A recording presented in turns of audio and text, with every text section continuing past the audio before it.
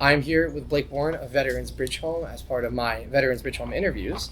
So let's get into it. Number one, what is your military service story or your personal connection to the armed forces? So my story and connection to the military has a few layers to it. I personally served in the Army for 6 years as an infantry officer. I was commissioned in 2006, and then I completed my service in 2012. I deployed to Iraq twice. I was stationed in Germany, in Georgia, and North Carolina. And my family connection, both of my grandfathers served. My mother's father was a Navy Seabee, and my father's father was a Air Force F-86 pilot. So I grew up with the two of them, knowing the two of them had served our country in Korea in World War II, and then also my uncle served in Vietnam. So have some family history, but most of my connection is to my service. Awesome. And then, so next question. What is your specific role here at Veterans Bridge Home, and what does a typical day or week look like for you within the organization? My role is the Chief Executive Officer or Executive Director. I've been with the organization since 2013, and since 2016 I've been the Executive Director. What does that mean on a day-to-day basis? I'm working in a variety of different facets. No day is quite the same. It's probably why I enjoy it. Some days I'm working with our community partners. Some days I'm working with the VA on the federal level or our state secretaries in North and South Carolina. A lot of time is spent with donors and funders, understanding what their goals are and how our mission meets their goals. But majority of my time is also supporting our team, is making sure that the leaders in our organization and the teams that they lead have the resources they need and are focused on the right things to make sure that we take care of veterans and military families. Awesome. And I know you've done some trips to DC, Raleigh. How do those trips play into your role as CEO? Yeah, I mean, so military and veteran families are critical to the fabric of our communities. Here in Charlotte, you've got roughly 50,000 veterans in Mecklenburg County alone, almost 700,000 in North Carolina. That really only represents about 10% of the total population. So it's important that our county, state, and federal legislators, public officials, leaders in the state secretary's office know and understand what our mission is, and that we are integrating and working alongside their services, and so that we have alignment. So it really requires multiple layers at the local level, the state, and the federal level. So another big part of my job is making sure our leaders in Raleigh and Washington, D.C. know what our teams are doing, know what our veterans are asking for, and where there are still gaps that we can help fill. Awesome. Next, what do you hope people truly understand about your role and where you fit into the larger mission of connecting veterans? Oh man, my role. Well, read the first part of the question again. I got you. What do you hope people truly understand about your role and where you fit into the larger mission of connecting veterans? I mean, I think my role is just to help enable and empower folks. We have amazing care coordinators and community engagement specialists. We have awesome employment team leads, fundraisers, folks who are out there every day doing the work alongside our community and the veterans we serve. My job is to make sure that their mission, their work, all the hard work they put in is amplified, and that leaders across the region and the country understand what they're doing and why it matters.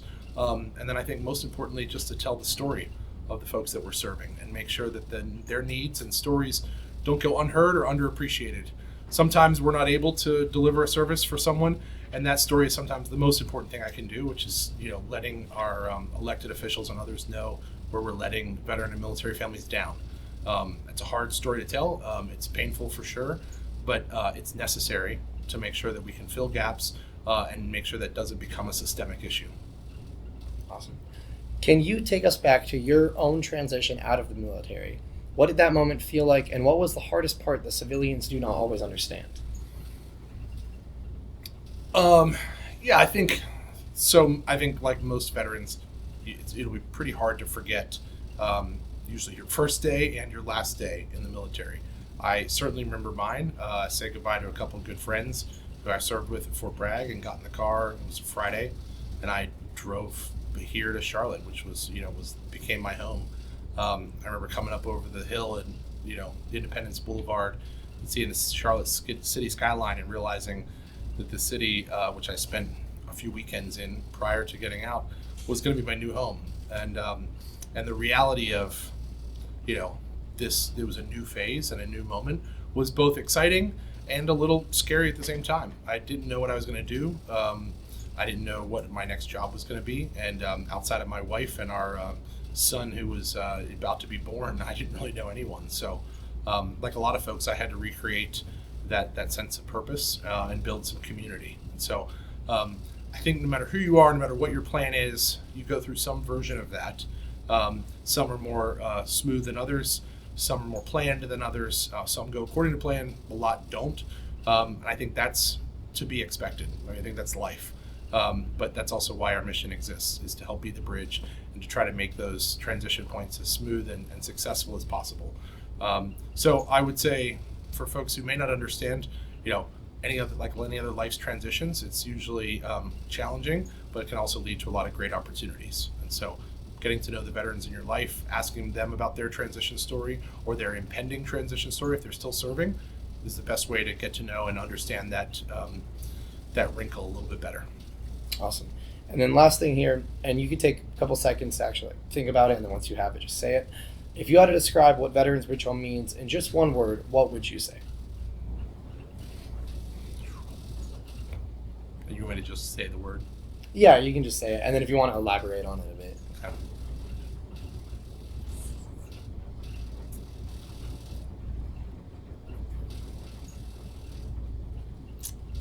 All right, I'm torn. What did everybody else say?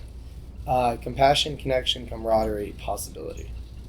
No one said community? Don't think so. Okay. No one said bridge either. Yeah.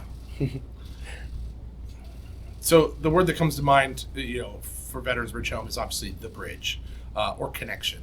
But I think really what it means is community. The word that matters the most is community. We are all about connecting veterans and military families to their new community. That can mean a lot of things to different people. It might differ. Oh shit! It might differ on the phase in life they are, but we know that when community exists for military and veteran families, they thrive, and our communities get stronger. Awesome. And then I actually want to ask too. I saw how you had that bill that was signed with the Department of Veterans Affairs North Carolina and Governor Stein. Mm-hmm. How does stuff like that with interagency coordination between us and the VA and the state, how does that all work, and what is like the biggest challenge to that? You want a soundbite for that? Okay. Shit, what was it called? Executive Order 38. Thank you. Okay. And it was, do you remember the name of it? I can also re-say that in post to get it accurate. Okay. Too. Yeah, Executive Order 38 sounds a little... Strengthening North Carolina military communities. Strengthening military. Okay.